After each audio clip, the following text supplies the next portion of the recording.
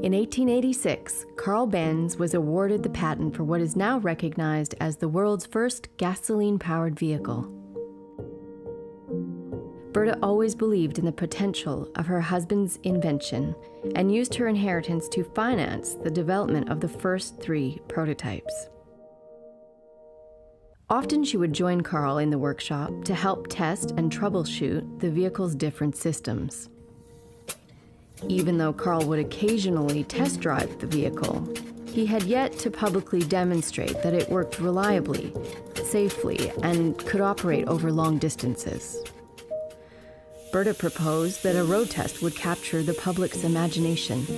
Carl, a consummate perfectionist, disagreed. He believed the design needed further refinement. In the early hours of August 5th, 1888, Bertha and her 2 boys quietly rolled the prototype out of the workshop and set off for her parents' house, 107 kilometers away.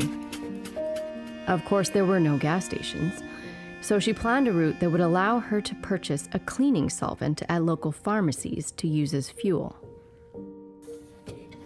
Despite the many other challenges, Frau Benz and her boys arrived safely at their destination.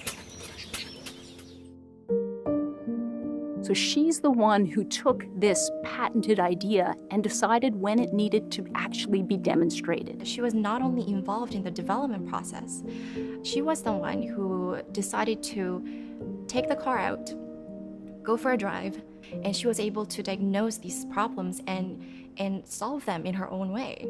When she was doing this test drive, she needed to insulate a spark plug. And if you didn't have electrical tape back then or all the necessary tools to troubleshoot, because you've never done a test drive before, you don't know what can come up, you kind of have to get creative with what on your person, could be a non-conductive material. So she happened to use her garter to insulate a spark plug in order to get the car back on the road. During her journey, she found that using wooden blocks to brake and stop the car was not that effective. And so she decided to stop by a cobbler and made him design a leather pad for the brake and basically invented the brake pad.